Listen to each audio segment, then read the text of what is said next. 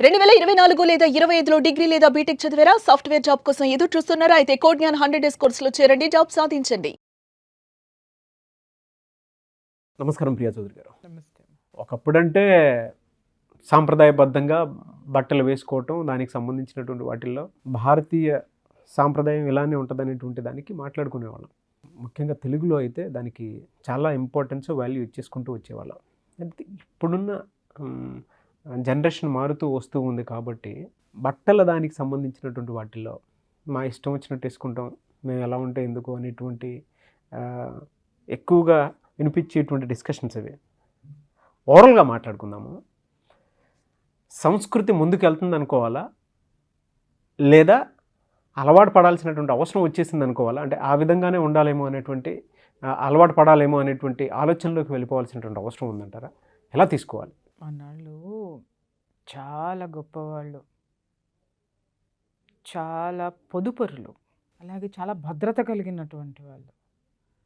భద్రత దేంట్లో ఉందంటే మన సంస్కృతిని మొత్తాన్ని మడిచేసి బీరువాల్లో పెట్టి తాళాలేశారు. పంచెలు, తర్వాత లుంగీలు, తర్వాత ఇంకేదో ఉంది కదా, అవి మగవాళ్ళు. ఆడపిల్లల సంగతి ఇంకా మనం ఎన్నిసార్లు మాట్లాడుకున్నా అది చెప్పనవసరం లేదు. ముఖ్యంగా నేను ఇవాళ మాత్రము ఆడవాళ్ళ నైటీల గురించి మాట్లాడినప్పుడు మగాళ్ళు విపరీతంగా పాపం భార్యలకు పంపించారు, మారారు, చాలా థ్యాంక్స్ చెప్పారు నాకు. ఇప్పుడు మీ గురించి మాట్లాడే అవకాశం నాకు వచ్చింది. నాగరాజు గెలికాడు, సంబంధం నాకు లేదు, ఏదన్నా ఉంటే నాగరాజుని వేసుకోండి, నాకు సంబంధం లేదు. మగాళ్ళ గురించి మాట్లాడతా. ఈ మధ్యకాలంలో నేను ఒక టెంపుల్కి వెళ్ళా, కేరళ అనంత పద్మనాభ స్వామి టెంపుల్. ఆ టెంపుల్లో టోటల్గా ట్రెడిషనల్ పంచకట్టుతోటే వెళ్ళాలి, లేకపోతే నేను లోపలికి రానివ్వరు. ఇది వేసుకొని వచ్చినా కూడా అసలు ఆ గడప కూడా ఎక్కనివ్వరు నిన్ను.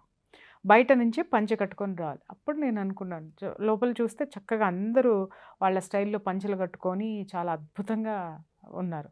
బా, ట్రెడిషనాలిటీని కనీసం గుళ్ళల్లోనన్నా బ్రతికిస్తున్నారు ఇలాంటి ఆనవాయితీలు పెట్టి అని అనుకున్నా.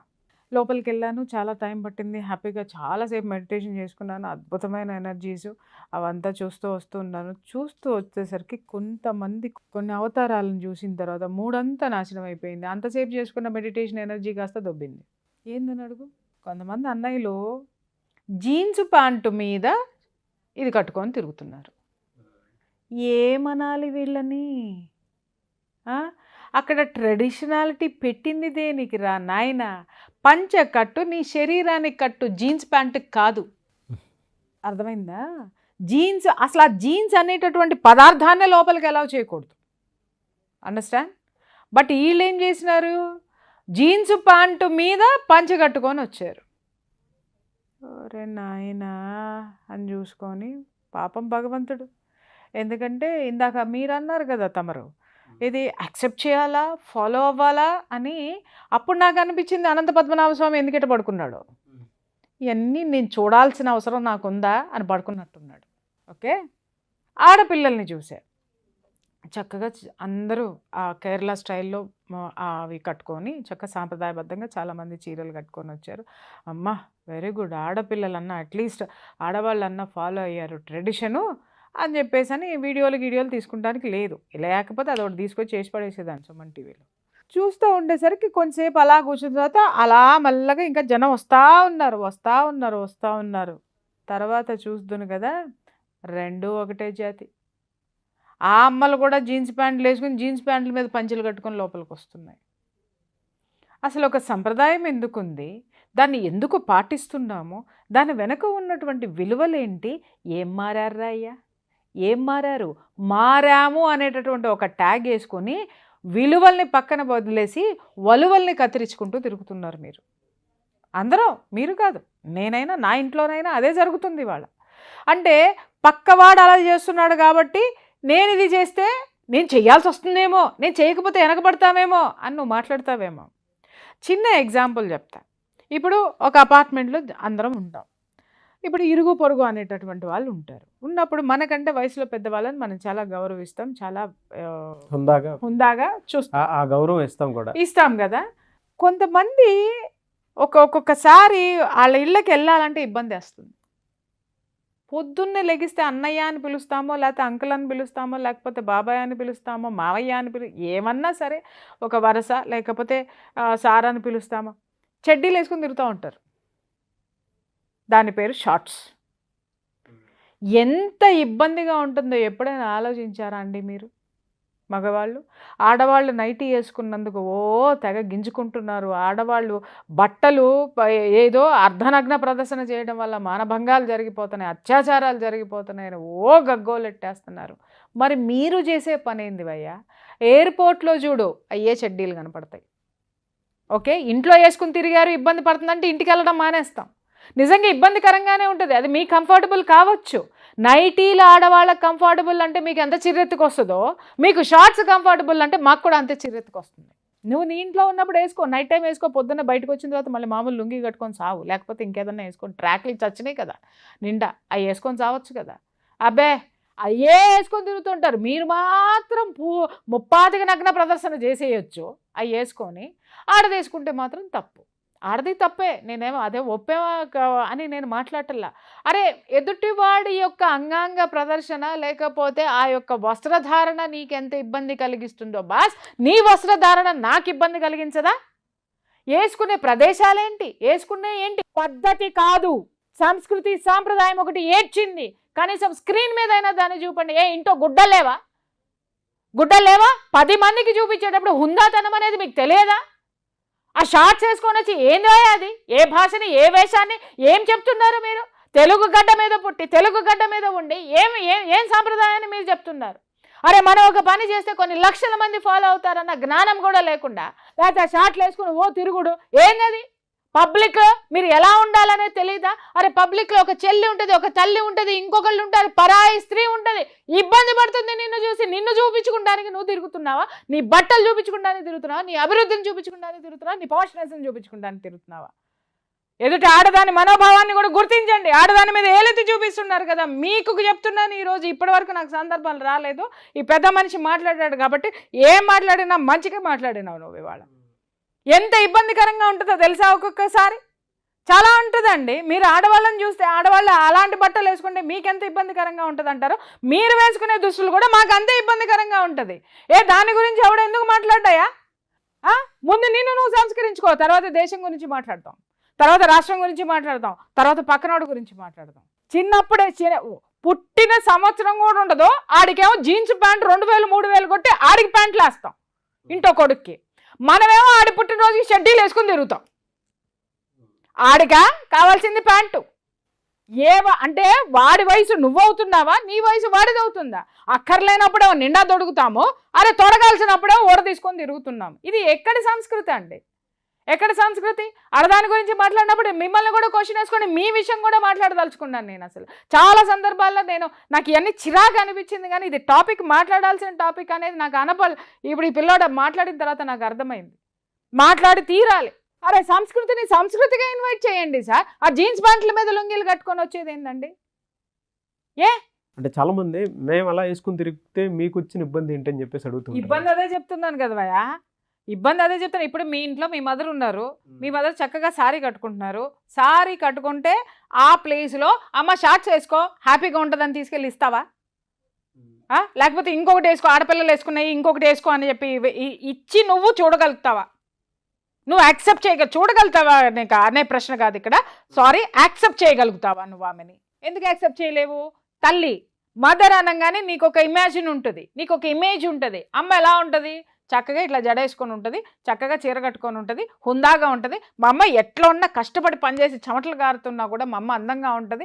మా అమ్మ చాలా బ్యూటిఫుల్. ఎక్కడ ఆమె యొక్క తత్వంలో కానీ, ఆమె వేసుకునేటటువంటి వస్త్రధారణ కానీ, అమ్మ అంటే నీకు ఒక ఇమేజ్ ఉంటుంది, అవునా?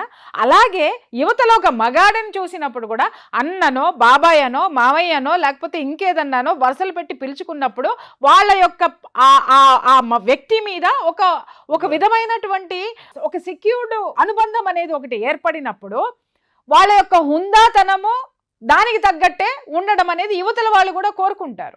అట్లా కాకుండా వెళ్ళినప్పుడు అరే వీళ్ళందరూ షెడ్డీలు వేసుకొని తిరుగుతా, ఆడ కూర్చొని ఇట్లా కూర్చొని షెడ్డీలు వేసుకొని కాఫీలు దక్కుంటా, అమ్మ వచ్చావా, దా ఏమే అమ్మాయి వచ్చింది చూడు అనండి. ఏం చూడాలి? ఇబ్బందిగా ఉంటుంది లోపలికి వెళ్ళడానికి. లేదా ఇబ్బందిగా ఉంటుంది అక్కడ కూర్చుని లేదా ఆయనతోటే ఏదన్నా పని ఉంది అనుకుందాము, అన్నయ్య గారు మీరు ఏదో చెప్పాదంటే ఇది ఉంది కదా కొంచెం నాకు ఈ పని చేసి పెట్టండి అని వెళ్ళి అడగాలి అని అంటే కొంచెం మొహం ఇట్లా పెట్టుకొని అడిగి మాట్లాడి యువతలకి రావాల్సినటువంటి అవసరం. పరిస్థితులు ఎంత ఇబ్బందికరంగా ఉంటుందో తెలుసా అండి. అంటే ఇవాళ ఎవడో అడగట్లేదు, ఎవడో మాట్లాడటం లేదు అనుకోకండి, అందరూ తేలుగుట్టిన దొంగల్లాగా కూర్చొని ఉన్నారు, లేదా అందరూ నివురు కప్పిన నిప్పుల్లాగా ఉన్నారు. ఏదో ఒక వాయిస్ బయటకు వస్తే ఖచ్చితంగా వాళ్ళ అభిప్రాయాలు అనేది మాత్రం కింద ఉంటాయి. నిజంగా చెప్తున్నానమ్మా, మీ ఉమెన్ లేడీస్ ఎవరైతే ఇలాంటి ఇబ్బందులకు గురవుతున్నారో కింద కామెంట్ బాక్స్లో రాయండి. ఎవరైతే అబ్జెక్ట్ చేస్తున్నారో వాళ్ళందరూ కామెంట్ బాక్స్లో రాయండి. కనీసం అప్పుడన్నా వీళ్ళకి జ్ఞానం అనేది కూడా వస్తుంది. ఇవాళ ఆన్ స్క్రీన్ కనిపించేటప్పుడు నీ పద్ధతి ఎలా ఉండాలి, నీ సంస్కృతి ఎలా ఉండాలి, నీ డ్రెస్సింగ్ ఎలా ఉండాలి, అది మానేసాం. ఇష్టం వచ్చినట్టు కొన్ని వీడియోస్ చూస్తాను కదా, మామూలుగా ఈ యూట్యూబర్స్ ఉన్నారు కదా, వాళ్ళు కూడా అంతే నైటీలు వేసుకుని వీడియోలు చేస్తారండి. ఇది ఎక్కడ ఘోరం అండి, ఇది ఎక్కడ? కొన్ని లక్షల మందిని మీరు మీ యొక్క సబ్స్క్రైబర్స్గా మీరు చేసుకున్నప్పుడు మీరు మాట్లాడే మాట, మీరు వేసుకునేటటువంటి వేషధారణ, మీరు చేసేటటువంటి ప్రతి పనిని వాళ్ళు ఫాలో అవుతూ ఉంటారు, వాళ్ళు తీసుకుంటారు. అటువంటప్పుడు మీరే నైటీలు వేసుకుని కూర్చొని ఇట్లా చేసిన, అట్లా చేసా, అది చేసా, ఏమండి విన్నారా, ఇవన్నీ మీరు చేస్తూ ఉంటే అరే నేను ఇట్లా, అరే ఆమె అట్లా ఉంది, నేను ఇలా ఉంటే ఏమైంది, అది ఆవాహన అయిపోతుంది. కనీసం డ్రెస్సింగ్ సెన్స్ ఎలా ఉండాలి అనేటటువంటి దాన్ని గుర్తించండి. ఆడైనా సరే మగైనా సరే నేను చెప్తున్నాను. అట్లాగే పిల్లలు కూడా అంతే, ఆడపిల్లలు అంతే. చిన్నప్పుడంతా ఏంటి అని అంటే చీరలు కట్టుకొని తిరుగుతుంది ఆడపిల్ల, 3 ఏళ్ల పిల్లప్పటి నుంచి 4 ఏళ్ల పిల్లప్పటి నుంచి. ఎందుకంటే తల్లిని చూస్తుంది, అమ్మమ్మని చూస్తుంది, నానమ్మని చూస్తుంది, కాబట్టి దానికి ఇంట్రెస్ట్ ప్లస్ తత్వం అది. కాబట్టి ఆ ఓణి, ఈ చున్నీ దొరికితే చాలా, అమ్మ చున్నీ దొరికితే చీర వేసేసుకుంటారు, ఆ చున్నీలు వేసేసుకుంటారు, ఓణీలు వేసుకుంటారు. పెద్ద అయిన తర్వాత అమ్మ చున్నీ వేసుకోండి డ్రెస్ మీద అంటే చున్నీ కూడా వేసుకోరు, చీర సంగతి పక్కన పెట్టు. ఏంటి వైపరీత్యాలు అంటే? ఎప్పుడు కప్పుకోవాలో అప్పుడు తీసేస్తున్నారు, ఎప్పుడు తీసేయాలో. చిన్నప్పుడు చూడండి రెడీమేడ్ చీరలు తీసుకొచ్చి పిల్లలకి కడతా ఉంటాం, మురిసిపోతూ ఉంటాం. అదే పెద్ద అయిన తర్వాత వాళ్ళు ఎలా తిరుగుతున్నారు అంటే కాలం మారిపోయిందండి. ఏం మారింది? ఏం మారిందండి? నీ ఇంటికి కోడలు వస్తే, నీ ఇంటికి కోడలు నిక్కర్లు వేసుకొని వస్తే నువ్వు ఎలా చేసేటటువంటి గొప్ప మనస్తత్వం నీకుందా? అట్లాగే నీ అల్లుడు ఇంటికి వచ్చేటప్పుడు నువ్వు డిన్నర్ పార్టీ ఇచ్చినప్పుడు షార్ట్ చేసుకొని నీ కొడుకు హాయ్ అని చెప్పి నీ అల్లుడు మాట్లాడుతుంటే నీకు ఆనందంగా ఉందా? ఎక్కడ ఏం మారామండి? ఏం మారలేదు నాగరాజు. మారింది డబ్బు. కాస్త అప్పుడు కంటే ఇప్పుడు కొంచెం 4 డబ్బులు ఆడ మగ ఇద్దరు కలిసి సంపాదించుకునేటువంటి అవకాశాలు పెరిగినాయి. గ్లోబలైజేషన్ అయిన తర్వాత ఆ స్థితి పెరిగింది. కాబట్టి గ్లోబలైజేషన్ని ఏం తీసుకున్నాం మనము? ఎక్కడ నీతి ఉందో తీసుకోలే, ఎక్కడ అభివృద్ధి ఉందో తీసుకోలే, ఎక్కడ గుడ్డల కొరసగా తయారవుతున్నాయో అది తీసుకుందాం. ఉన్నతమైనటువంటి భావాల్ని, ఉన్నతమైనటువంటి వ్యక్తిత్వాల్ని మనము ఫాలో అవ్వడం మానేసి ఏవైతే కొరచగా అయిపోతున్నాయో, ఏవైతే మినిమమైజ్ అయిపోతున్నాయో, ఏదైతే కుచించుకుపోతున్నాయో, కుచించుకుపోయే మనస్తత్వాల్ని, కుచించుకుపోతున్నటువంటి బట్టల్ని కూడా మనం ఇన్వైట్ చేసుకుని లోకం మారిపోయింది అని నువ్వు మాట్లాడుతున్నావే. అరే నీ కూతురు వేసుకునేటటువంటి బట్టలు నీ కోడలు వేసుకుంటే నువ్వు యాక్సెప్ట్ చేయవే. అలాగే నీ కొడుకు వేసుకుని తిరిగేటటువంటివి నీ అల్లుడు వేసుకుని తిరిగితే యాక్సెప్ట్ చేయవే. లేదా పక్కింటాడు వచ్చి ఎదురుకుండా చూసి పక్కింటి హక్కులు ఇంతలో నిక్కర వేసుకొని వచ్చి ఎదురుకుండా వచ్చి మాట్లాడితే నువ్వు యాక్సెప్ట్ చేస్తావా? నీకు ఇబ్బందిగా అనిపించదా? అరే ఎందుకో పక్కింటి వాడు వేసుకున్నవి నీకు ఇబ్బంది కలిగింది, నీ ఇంట్లో ఎందుకు ఎంకరేజ్ చేస్తున్నావు? నువ్వు ఎందుకు ఎంకరేజ్ చేయాలి ఇలాంటివన్నీ? కాబట్టి వ్యక్తిగతమైనటువంటి ఆ విలువల్ని పాటించాలి నాగరాజు గారు. వ్యక్తిగతంగా గౌరవం ఇవ్వడం అనేటటువంటి నేర్చుకోవాలి. ఆ గౌరవం మాటలో ఎలా ఎక్స్పెక్ట్ చేస్తామో, ప్రవర్తనలో ఎలా ఎక్స్పెక్ట్ చేస్తామో, బట్టల్లో కూడా 100% ఉంటుంది. ఈ మధ్య చాలా చూస్తున్నాను నేను, వేసుకునే బట్టల్లో గౌరవం ఉండదా? మాట్లాడేవాళ్ళు కరెక్ట్గా మాట్లాడండి. ఖచ్చితంగా గౌరవం ఉండి తీరుతుంది. అలాగని చెప్పి బట్టలు లేని అమ్మాయికి వ్యక్తిత్వం ఉండదా అని మాట్లాడకండి. వ్యక్తిత్వం వేరు, గౌరవం వేరు ఇక్కడ. ఎందుకంటే ఉన్నతమైనటువంటి వ్యక్తిత్వాలు చాలా మందిలో మనము వేషధారణ చూసి వ్యక్తిత్వాన్ని మనం కొలవలేం. కానీ గౌరవం అనేది మాత్రం ఖచ్చితంగా ఎదుటి వాడిలో క్రియేట్ చేయగలుగుతాం మన వేషధారణతో. మీరు మాట్లాడుతుంటే నాకు సుధామూర్తి గారు గుర్తొస్తున్నారు. ఆవిడికి బీరువాలో 12 చీరలో 10 చీరలో ఉంటాయి. ఆవిడ ఎన్ని వందల కోట్ల వేల కోట్ల రూపాయలకు అధిపతి, ఎన్ని వేల లక్షల మందికి ఆవిడ ఉద్యోగాలు ఇచ్చి లక్షల్లో జీతాలు ఇచ్చి పోషిస్తున్నటువంటి ఆవిడ తలకి డై వేసుకోరు. ఆవిడ యొక్క న్యాచురల్ దీని అంటే ఆవిడలాగా ఉండమని నేను అన్నానండి. మీరు ఉన్నతమైనటువంటి మారిపోయింది అంటున్నారు కదా, ఇన్ని వేల కోట్లు వచ్చినా ఆవిడెందుకు మారలేదండి? కార్పొరేట్ కల్చర్ లో ఉన్నా మరి నారాయణమూర్తి గారు ఆయన ఎందుకు షెడ్యూల్ వేసుకుని తిరగట్లేదండి?